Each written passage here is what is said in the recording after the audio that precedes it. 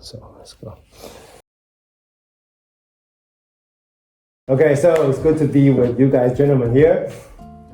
Yeah, thank that. It's good you are here. Okay, I'm honored. Thank you. To have a guest from Taiwan here in the Netherlands. Thank you so much.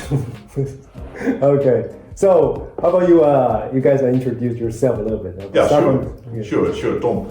I'm Paul. My age is 68 and in December 69, so I'm getting not faster but older. I'm already very active in entrepreneurship, starting my own company in the early 80s of last century.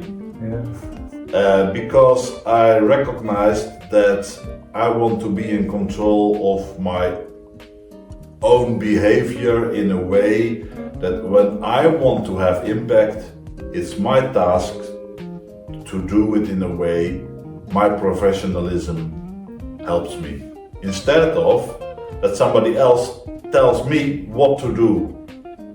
So I like to have this sort of challenges. It was in the early 80s that I resigned as the head of the organization department of a large company, because I thought, well, this company should or will be privatized. It was a governmental company for delivering post. And I was reading newspapers. I was always observing what's going on in the environment, the business environment.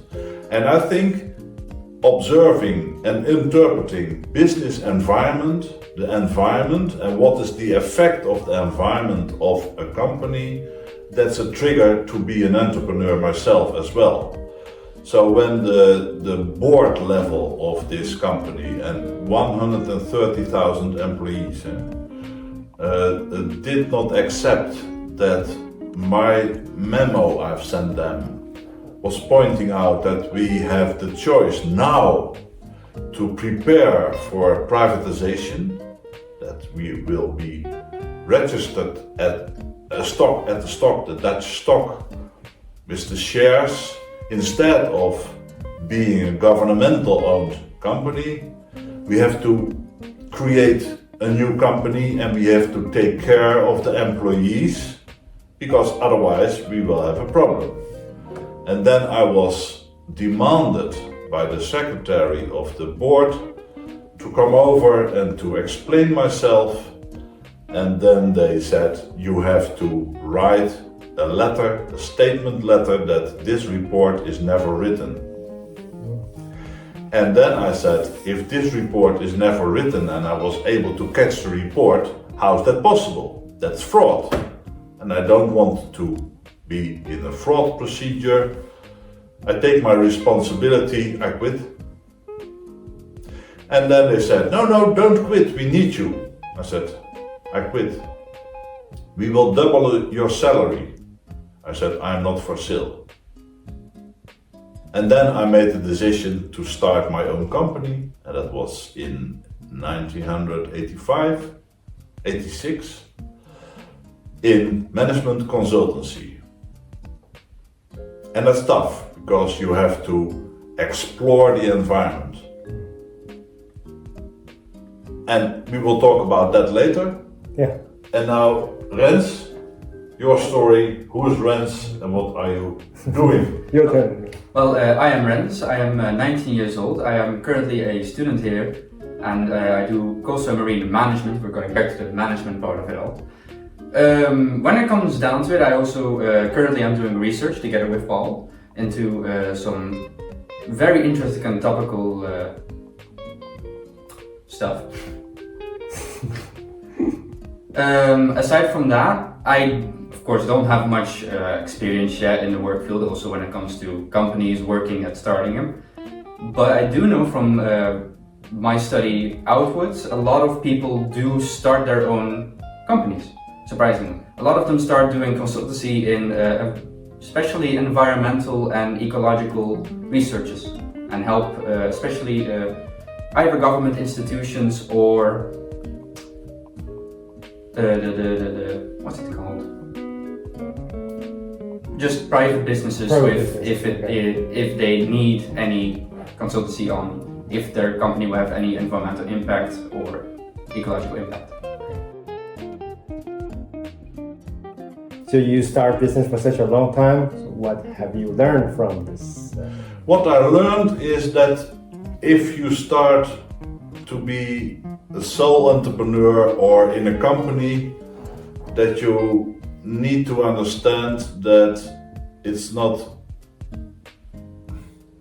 dangerous to make mistakes. Otherwise, if you are afraid of making mistakes, then you will stay within the lines of classical things, and customers don't want to have an answer in the lines of classical things. They want to have a creative solution for a problem. So don't be afraid of making mistakes, being proud of making mistakes, because most of the mistakes are no mistakes, but are innovations, new insights. I never thought of this solution. It's not the problem, it's something new. You have to work very hard, because you have to do the acquisition to get projects, you have to work on the projects, you have to do all the administration of the projects, you have to do the tax things, value added tax, and at the end of the year all the tax forms you have to fill in. Accounting. And in my opinion, that's not my focus. The focus of an accountant is always looking in the mirror. And when I'm driving, I'm sometimes looking in the mirror, the back mirror. Most of the times I'm looking proactive. An accountant has to look responsive or reactive. So that's a different culture. So it's also important to create a culture around yourself and to be successful, create impact, and then people will ask you to do assignments for them as well. So Paul, yes. Next question. So what are the pros and cons of being a business owner or being an employee? Okay, the cons of a business owner is that you make your own choices. However, the constraint of business owner with employees is that you have to make choices for the continuity also for the employees you have. So you're not totally free. You have to take care of this. It's your responsibility as a business owner to create enough business for the employees as well. The cons of this is also when you have a lot of employees, you have a lot of bureaucracy, because you have to take care of when employees are ill. When you have acquired a large project, you need more employees. However, when the end of the project is almost there, you don't need a lot of employees. If you have a lot of employees and you have not a lot of projects, then they are sitting in a chair and waiting for the projects. So you have to do a lot of acquisition as well. So there are pros and cons. As an employee, you are secured because you have an employee agreement.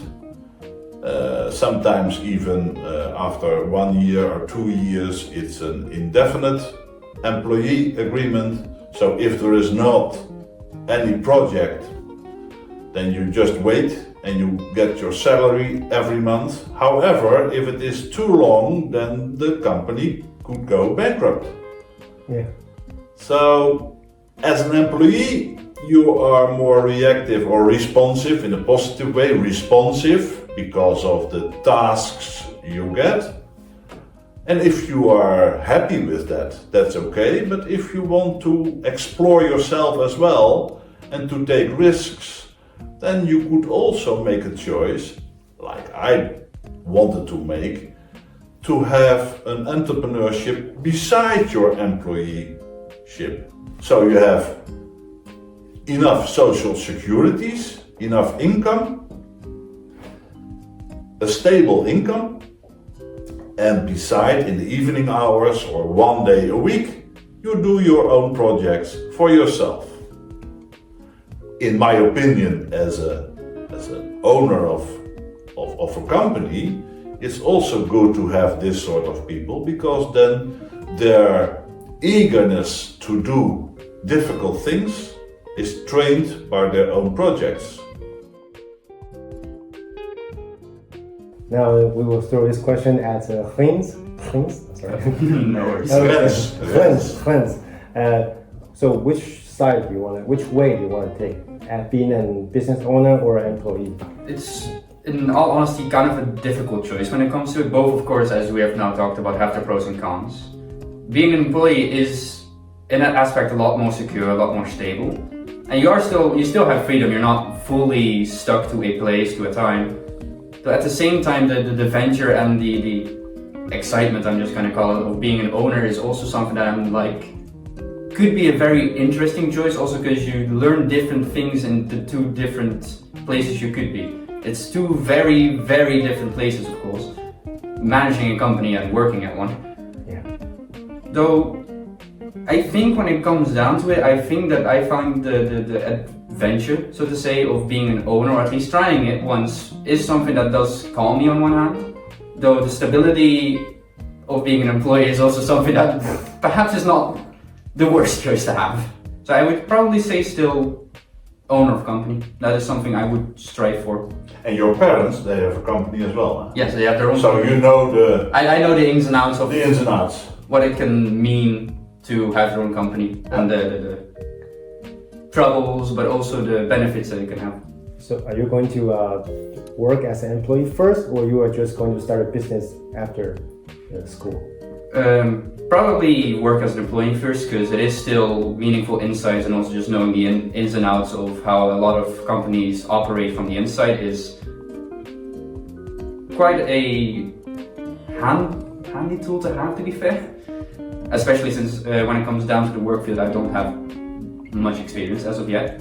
But still, I think that eventually my end goal will be owner of a company. But yeah, indeed, after study first, let's see employee, see how that goes, and then work my way up from there. Okay, looking forward to your company. I see your name R, as a logo.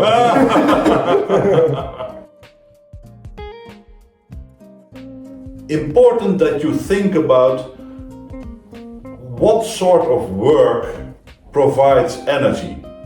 It's not all about income in terms of money.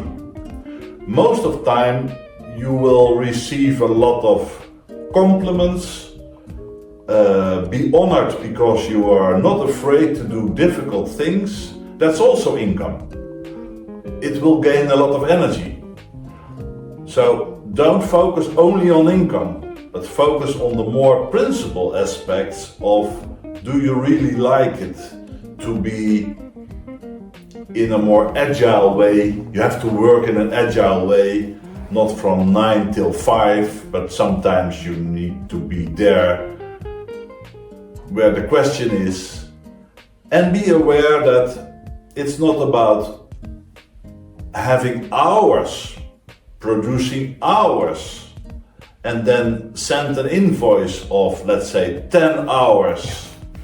But say, if I have a solution within 5 minutes, you will receive an invoice which normally is 6 hours, because normally people take 6 hours to have this sort of solutions. Be brave enough to ask a lot of money, and then the customer will negotiate, and then you will come out, because they don't have the budget, they will come out on 50% of what you asked. And that's exactly what you wanted to have, because they want to negotiate. Ah, that's a very good strategy about the price. And I experienced this as well. If you ask a high price, then people think he must be good because he dares to ask a high price. We should have him. In my experiences, when I was raising my prices, the costs of my projects, the more people wanted to have me. That's crazy, yeah? Yeah.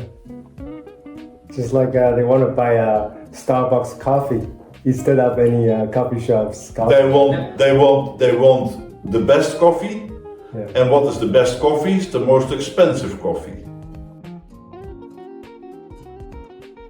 For advice, if you want to come here to the Netherlands in general, it is not, to be fair, the biggest problem. The Netherlands is quite accepting usually.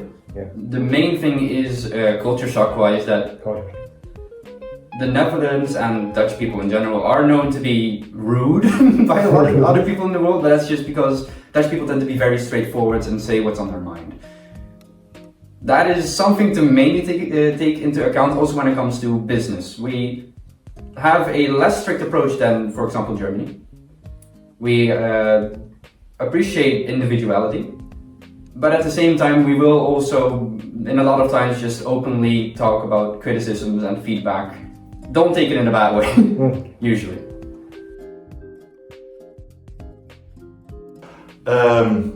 We respect people to tell them what we think. Instead of saying, let's say in an English or Britain way, they say, oh, an excellent presentation. What does it mean in Britain? Bullshit presentation. But they say, oh, an excellent presentation. When we say it's bullshit, we say it's bullshit. Because then you can learn a lot. And this is an important point. The second point, we are a small country. Actually, in our history, we were sort of pirates. We took all sort of parts in Asia, and they said, even in Taiwan, it was, there is a strong relationship between Taiwan and the history of the pirates of the Netherlands. Yeah. There's a special town and Hainan. Yeah, Hainan, yeah. That's the city. And that's great. So please understand that because we are a small country, we had to negotiate or fight, but negotiate with all sort of cultures. We speak Dutch. That's a tiny language, difficult language. And it's difficult when you enter the Netherlands from another country and Dutch people recognize you are from another country, they start to speak English. You never learn Dutch. Yeah. Never learn Dutch.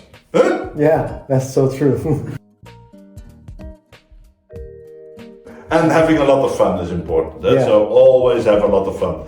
So sometimes I'm naughty to have a lot of fun. Let me tell you a nice story.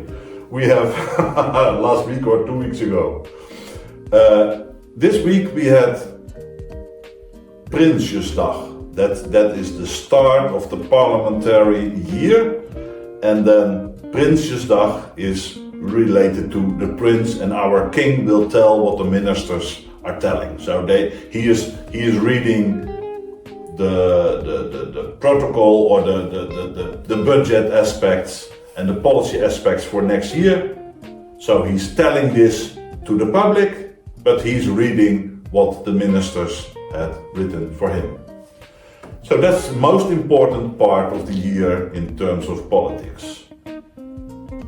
And then ladies in the Netherlands said Prinsjesdag, that's a man, a prince. And a lady is a princess. Yeah. So they said, let's start the Princess Day. Oh. And there was an announcement of the Princess Day to call ladies to discuss with each other artificial intelligence, the impact of artificial intelligence on the society and especially on ladies. And I thought, there is a speaker I respect very much. I want to join this. So I said, Rens, I registered ourselves as princesses for the Princesses' Day. Eh? Yep. You guys are the princess. And we went to the Princesses' Day, and it was remarkable. It was a beautiful day to discuss all, and they just, wow, oh, you dare to come to the Princesses' Day. You need to change your outfit. You cannot go. No, just be a man and allow yourself just to go for the Princesses' Day. And if they don't want, they say we don't want. But then I would ask, how is the diversity approach of princesses nowadays? Yeah, so that was fun. Yep. In general, Dutch people are also quite outgoing, quite a social group. Yeah, I think so. Yeah. I think Dutch people are pretty friendly. I hope so. Yeah, people see us rude as, of course, being brutally honest is sometimes not always appreciated. But the interesting thing is, I'm Dutch, and I'm even for Dutch people, I'm quite direct. Also abroad. So everywhere, in China, in Indonesia, in Latin America, in the United States, I'm quite direct.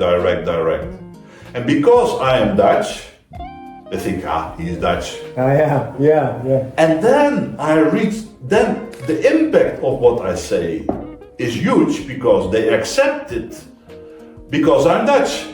But they have to give an answer. Don't bullshit with me. Yes. I had an interview. I was invited to have an interview with the president, the CEO of Goldman Sachs, the big bank, with 4 other students, and I was in my 40s. And he was bullshitting. And I said, I don't believe you. It's not true what you say. And then he started to sweat. I said, and you are sweating? When yes, no, I never heard this. Never heard. Everybody is always agreeing with me. I said, yeah, that's your problem. You think that you are always true, but you don't accept criticism and people are afraid. And I'm not afraid.